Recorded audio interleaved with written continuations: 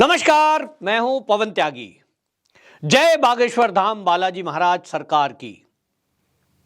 आपको बताएं कि यह नाम मैंने इसलिए लिया क्योंकि आज भारत ही नहीं, दुनिया के कई देशों में बागेश्वर धाम बालाजी सरकार की चर्चा है।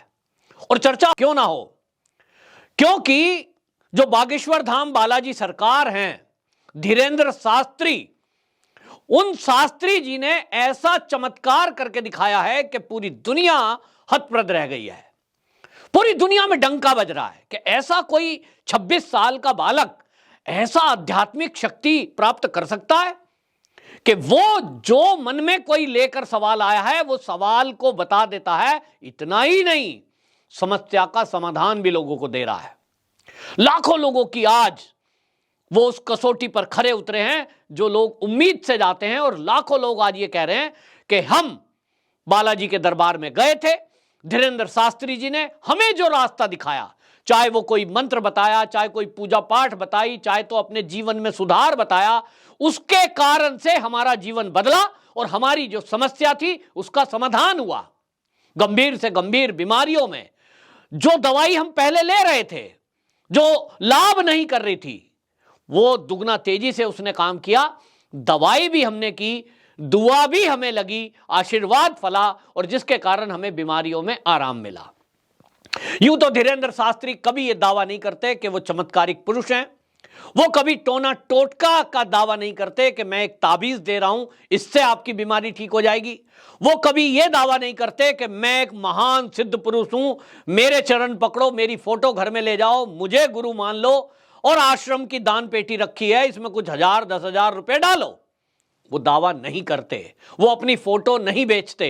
वो अपने से लोगों को नहीं जोड़ते। वो जोड़ते हैं तो बजरंगबली महाराज, बालाजी महाराज से। वो कहते हैं कि आपके जीवन में जो भी कुछ होना है वो प्रभु की कृपा और आपके कर्मों के आधार पर होना है। लेकिन उसके बावजूद भी बागेश्वर धाम बालाजी सरकार को ढोंगी और पता नहीं क्या क्या शब्द कह करके अपमानित किया गया। कुछ संस्थाएं सामने आई, देश का मीडिया सामने आया और एक सुहानी नाम की एक माइंड रीडर सामने आ गई। सुहानी शाह नाम की ये जो लड़की है, कहा जाता है कि जब ये 8 साल की थी तब से ये जादू कर रही है।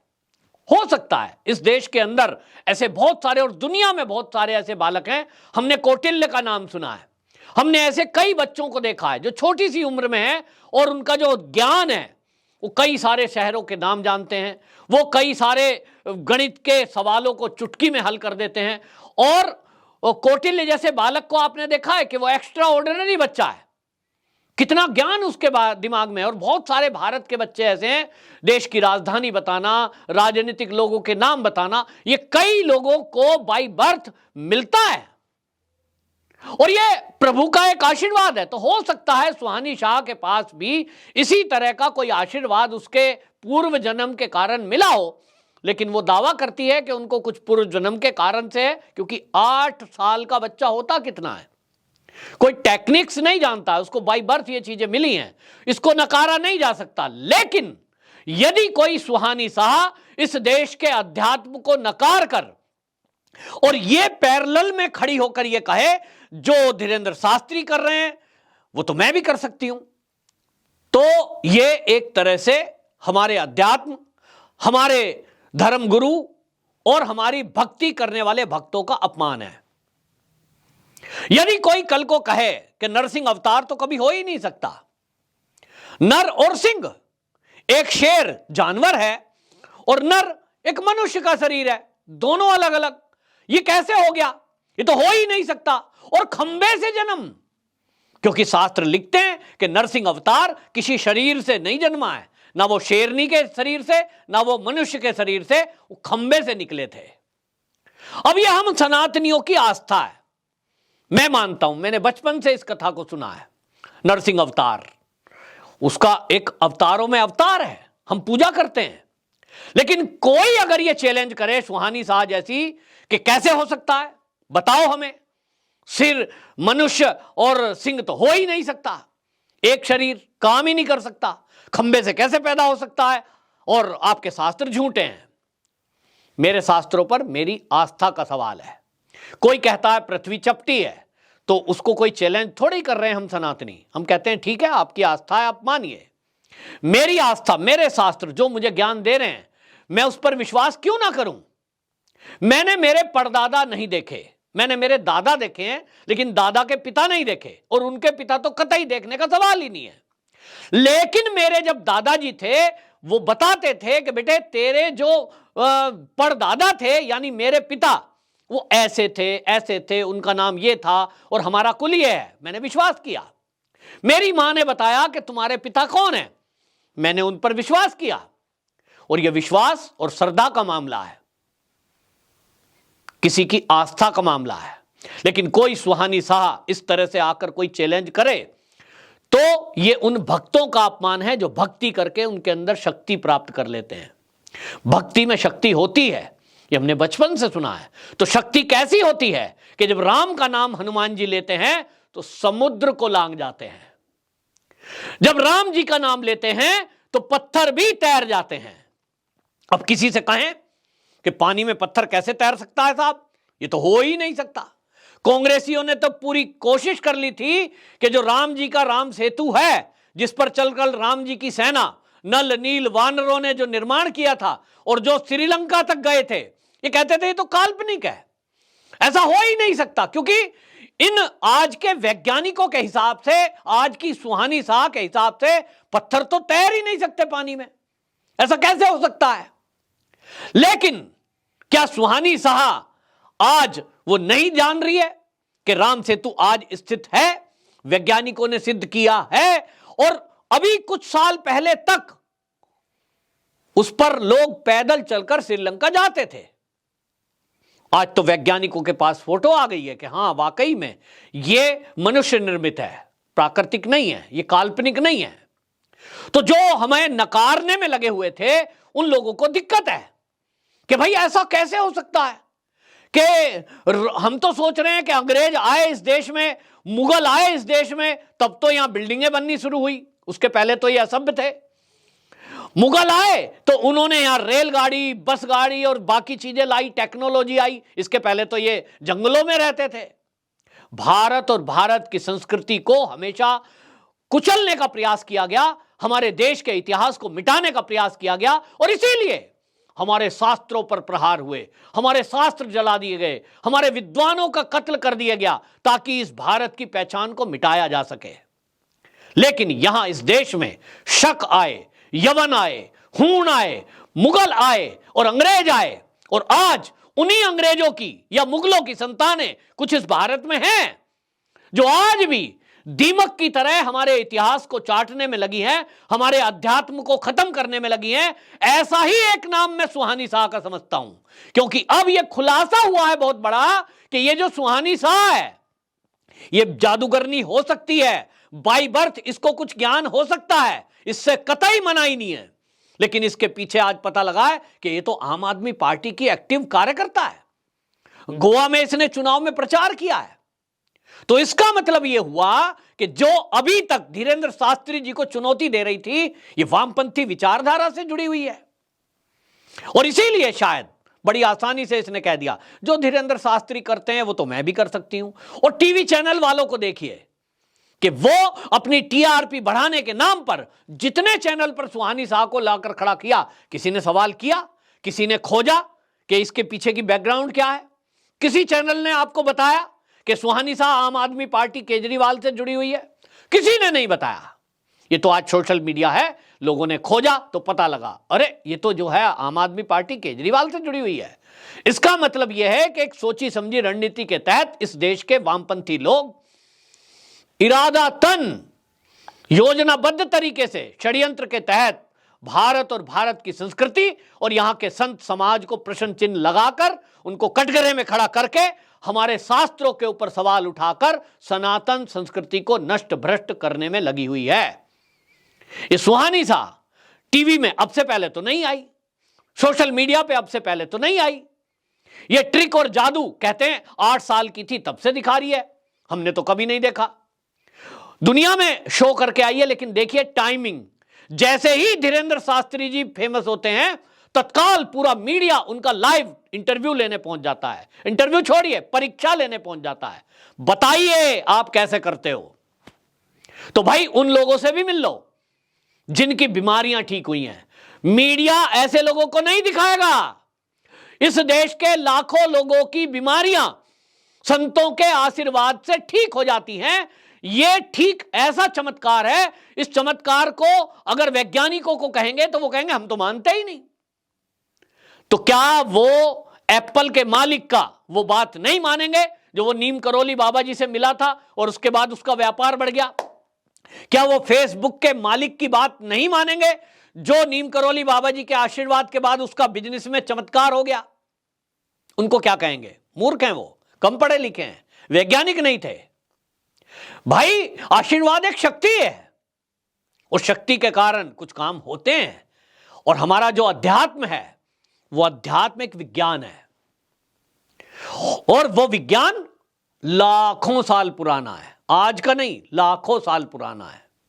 इस दुनिया में दिक्कत यही है कि जिस भारत को वो सपेरों का देश कहकर के बेइज्जती करते थे, जिस भारत को वो अनपढ़ और गंवार कहकर के अपमान किया करते थे, जंगल में रहने वाले कहा करते थे, आज उनको लगता है कि ये भारत इतनी तरक्की कर कैसे रहा है। यहां के कोई साधु संत समाज उनको तो ये कहते थे कि इनके पास तो कुछ होता ही नहीं है, इनको तो कोई नॉलेज ही नहीं है, जिनका कोई काम नहीं होता वो साधु बन जाते हैं, ये अपमान करते थे। लेकिन आज दुनिया मान रही है कि भारत का अध्यात्म है। आज हमारे कुंभ लगते हैं, आज हमारी जो पूजा होती है, जो हमारे 12 ज्योतिर्लिंग हैं, वो एक लाइन में है, विज्ञान है। जब सैटेलाइट नहीं होती थी, जब ड्रोन नहीं होते थे, हमारे महर्षि ऋषियों को कैसे पता लगा? आज आयुर्वेद देखिए, आयुर्वेद में ऐसी ऐसी बीमारियों का व्याख्यान है, चरक संहिता, सुश्रुत संहिता, आज की थोड़ी ही है, हजारों साल पहले लिखी हुई है। अस्थमे का इलाज एलोपैथी के पास आज भी नहीं है, लेकिन हमारे चरक संहिता में वो भी लिखा है। सुश्रुत संहिता में ऑपरेशन के इलाज, ऑपरेशन करने की विधियां लिखी हैं, और पहले से थी। लेकिन हमारे देश के इसी तरह से साधु संतों का, वैज्ञानिकों का अपमान किया गया। लेकिन आज मीडिया के बजाय सोशल मीडिया जब आगे आया है, तो आज धीरेंद्र शास्त्री जैसे संत महंत आगे आ रहे हैं और वो पूरी दुनिया को बता रहे हैं कि हमारा जो अध्यात्म है वो दुनिया में नंबर 1 है। आज हमारा जो साधु संतों की वाणी है, जो हमारे धार्मिक ग्रंथ हैं, वो पूरी तरह वैज्ञानिक हैं। तो आज दुनिया में खलबली मच गई, ये कहां से आ गया धीरेंद्र शास्त्री, इसको कुचलो, इसको बदनाम करो। तो एक जो है वो आता है जिसका नाम था मानव, वो श्याम मानव, अंधश्रद्धा निर्मूल संस्था का उपाध्यक्ष, वो कहता है मैं चुनौती दूंगा, दूसरे धर्मों को चुनौती नहीं देगा। इसी तरह आप देखिए ये मीडिया वाले इस सुहानी शाह को ले आते हैं, ट्रिक दिखाइए, ट्रिक दिखाइए। मेरे हाथ में स्लेट है, वो मेरा ये मोबाइल है, और मैं इसमें एक टेक्निक कर देता हूं कि आप बताइए आपके मन में क्या है, फिर मैं पूछूं हाँ बताइए क्या है आपके मन में, और उसके बाद मेरा कोई साथी इसमें टाइप कर देगा। ये देखिए यही था, हाँ जी यही था, आसान है। और वो खुद कहती है कि मैं जादू कर रही हूं, तब वो किसी संत महंत और किसी आध्यात्मिक व्यक्ति से अपनी तुलना कैसे कर सकती है? लेकिन तुलना करी गई ताकि जो धीरेंद्र शास्त्री जी हैं उनको एक आप जादूगर बता करके उनका अपमान कर सकें। इस अपमान का प्रतिकार करना हमें आना चाहिए। हमारी संस्कृति, हमारी सभ्यता, हमारे अध्यात्म, हमारे धार्मिक ग्रंथों पर यदि कोई सवाल उठाएगा, हमारी आस्था पर कुठाराघात करेगा, यह सहन नहीं होना चाहिए। मेरी भावना आहत हुई है कि किसी ने धीरेंद्र शास्त्री जी को अगर यह कहा कि वो जादू टोना करते हैं या वो ढोंग करते हैं, वो टोना टोटका और जादू कर रहे हैं, जबकि वो अध्यात्म है, वो एक भक्त हैं, और भक्त के अंदर भगवान की शक्ति होती है। उनके मुंह की निकली हुई बात पूरी हो जाती है, ये उनके गुरु का आशीर्वाद होता है। ऐसे मैं व्यक्तिगत रूप से बहुत सारे लोगों को जानता हूं जिनके ऊपर उनके गुरु का आशीर्वाद है, उन्होंने कहीं बैठकर कोई बात बोली, वो बात पूरी होती है। तो ये जो आम आदमी पार्टी से जुड़ी हुई सुहानी शाह है, सवाल ये है क्या ये इसी तरह अध्यात्म को बदनाम करने के लिए वामपंथी विचारधारा और आम आदमी पार्टी से जुड़ी हुई है? तो क्या ये आम आदमी पार्टी का यही विचार है कि हिंदू संस्कृति को अपमानित करो, हिंदू धार्मिक ग्रंथों पर सवाल उठाए। आप देख रहे होंगे पिछले काफी दिनों से रामचरितमानस को लेकर के चर्चा उठी है। कुछ राजनीतिक नेता इस पर बयानबाजी कर रहे हैं, कोई इस ग्रंथ को बैन करने की बात कर रहा है, कोई इसको झुठला रहा है। तो इस तरह से एक साजिश रची जा रही है इस देश में। अब जो धीरेंद्र शास्त्री जी कहते हैं कि भाई उठो और जागृत हो जाओ, तैयार हो जाओ और ऐसे संत महात्माओं के साथ खड़े हो जाओ, नहीं तो हमारे देश का जो इतिहास, संस्कृति और हमारी आध्यात्मिक विरासत, उसको मिटाने के लिए जो इस तरह के स्वामी प्रसाद मौर्य जैसे लोग, या वो बिहार के शिक्षा मंत्री जैसे लोग, या सुहानी जैसे लोग, ये सब मिलकर के एक षड्यंत्र रच रहे हैं कि किस तरह से हिंदू संस्कृति को, सनातन धर्म को अपमानित करके और इसको कुचला जाए और लोगों में एक अफवाह फैलाई जाए कि ये तो बेकार धर्म है, ताकि उनको आसानी से धर्मांतरित किया जा सके। एक उदाहरण दूंगा, उसके बाद अपनी बात समाप्त करूंगा कि देखिए हमारा कैसा विज्ञान था आज से लाखों साल पहले। हनुमान चालीसा आज नहीं लिखा हुआ है, और आपने ये चौपाई सुनी होगी कि देखिए जिस समय कोई नापने की चीज नहीं थी, पृथ्वी से सूर्य की दूरी, वो हमारे हनुमान चालीसा में लिखी है। और वही हनुमान चालीसा आप देखिए अवधी भाषा में, जिसमें रामचरितमानस तुलसीदास जी ने लिखा है। क्या लिखा उसमें? जुग सहस्त्र जोजन पर भानु, लील्यो ताहि मधुर फल जानू। ये चौपाई है और इसमें लिखा है जुग सहस्त्र जोजन पर भानु। जुग सहस्त्र जोजन पर भानु माने सूरज। अब इसकी गणना है। गणना क्या है? जुग माने युग, अवधी भाषा है, युग को कहते हैं। युग कितना होता है? 12,000 वर्ष मील। एक सहस्त्र 1,000, और एक जोजन माने 8 मील। और अब इसको अगर गुणा कर दें, युग, सहस्त्र और योजन, इसको अगर गुणा कर दें तो 12,000 गुणा 1,000 गुणा 8, ये मील हैं। और ये मील जो है वो बैठते हैं, आपको बता दूं, इसको किलोमीटर में यदि कन्वर्ट करेंगे तो एक मील में 1.6 किलोमीटर होते हैं, और 1.6 से इसको गुणा कर देंगे तो ये बैठेगा 15 करोड़ 36 लाख पृथ्वी से सूर्य की दूरी। और ये हमारे हनुमान चालीसा में हमारे पूर्वजों ने, हमारे आध्यात्मिक पुरुषों ने, महापुरुषों ने, संतों ने लिख दी थी। कैसे लिख दी थी? कोई वैज्ञानिक इसका जवाब देगा? नहीं देगा। इस पर मौन हो जाएंगे और रामचरितमानस पर सवाल उठाएंगे, धीरेंद्र शास्त्री जी पर सवाल उठाएंगे।